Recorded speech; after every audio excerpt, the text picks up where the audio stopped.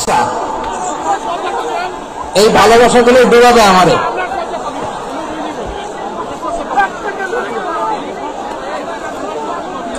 তোমাদের এই ভালোবাসার জন্য যদি আমি কথাই বলতে না পারি,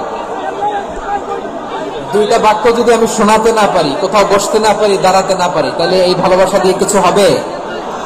হ্যাঁ, তোমাদের শুরুতেই তো বললাম রেসপন্সিবল হইতে হবে। এখানে নিঝুম নিস্তব্ধ একটা পরিবেশ লাগবে কথা বলবার জন্য। মাশাআল্লাহ, তো ঠান্ডা হয়ে গেছে। হ্যাঁ, বিশাল মাঠ। আমি তো বাংলাদেশের অলমোস্ট অধিকাংশ জেলায় গিয়েছি। এমসি কলেজের ময়দানের মতো মাঠ আমার চোখে আর পড়ে নাই বাংলাদেশ। এত বড় ময়দান, এই পুরো ময়দানে লাইটিং করে ওনারা ব্যবস্থাপনা করেছেন, এলইডি স্ক্রিন দিয়েছেন যাতে করে দূর দূরান্ত থেকে দেখা যায়। এখন আমাকে সবাই যদি কাছে থেকে দেখতে চাও, কাছে থেকে দেখে দেখে লক্ষ লক্ষ মানুষ, 5 লাখ 10 লাখ লোক কি কাছে বসে দেখতে পারবে?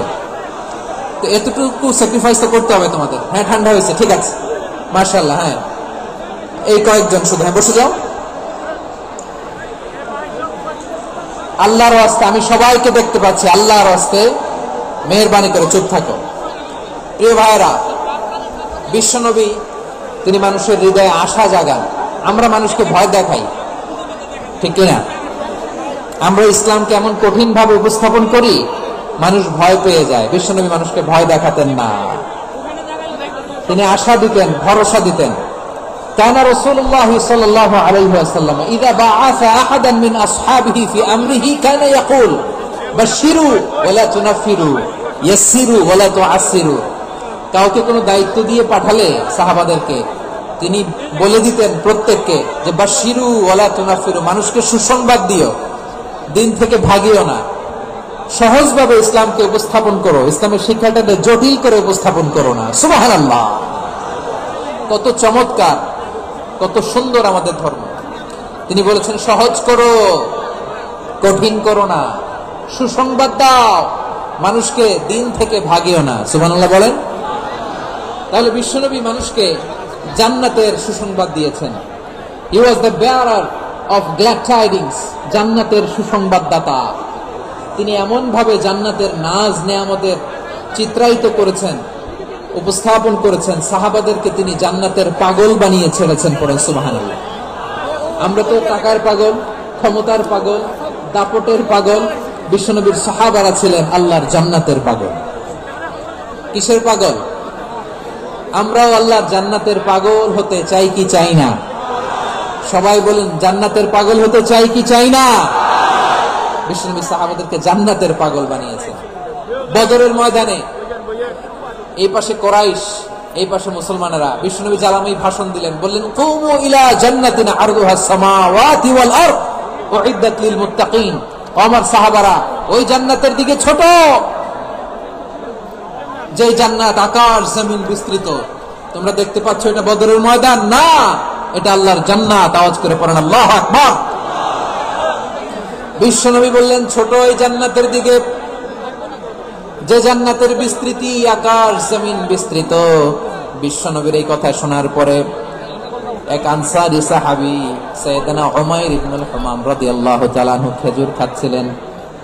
তিনি বিশ্বনবীর দিকে তাকিয়ে কথা শুনছেন আর খেজুর খাচ্ছেন। যখন বিশ্বনবী বললেন জান্নাতের দিকে ছোট, যে জান্নাত আকাশ জমিন বিস্তৃত, বিশ্বনবীর কথা শোনা মাত্র সাইয়েদনা উমাইর ইবনুল হুমাম বললেন বাহ বাহ। কি বললেন? বাহ বাহ, মানে চমৎকার, মাশাআল্লাহ, চমৎকার। আমরা ইদানিং কালে চমৎকার কিছু দেখলে ইংরেজিতে বলে ফেলি না ওয়াও ওয়াও, বাহ বাহ, মাশাআল্লাহ। বিশ্বনবী বললেন মা ইয়াহমিলুকা আলা কওলিকা বাহ বাহ ইয়া উমাইর। ও উমাইর, আমার এই কথা শুনে তুমি কেন বললা বাহ বাহ, চমৎকার চমৎকার কেন বললা? সাইয়েদনা উমাইর ইবনে হুমাম রাদিয়াল্লাহু তাআলা আনহু বললেন ইয়া রাসূলুল্লাহ, আপনার এই কথা শুনে আমি বড্ড খুশি হয়েছি, আর আমি প্রত্যাশা করছি আমি যদি ওই জান্নাতের মালিক হতে পারি তাহলে কতই না ভালো হতো। সুবহানাল্লাহ বলেন।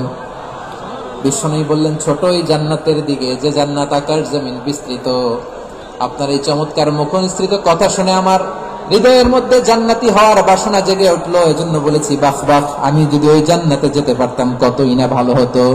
উমাইরের কথা শুনে বিশ্বনবী বললেন, ঠিক আছে উমাইর, জান্নাতে ঢোকার জন্য, জান্নাতের অধিবাসী হওয়ার জন্য যেহেতু তোমার এত আকাঙ্ক্ষা, আমি বলে দিলাম আনতা মিন আহলিহা, তুমি আল্লাহর ওই জান্নাতের অধিবাসী হবা।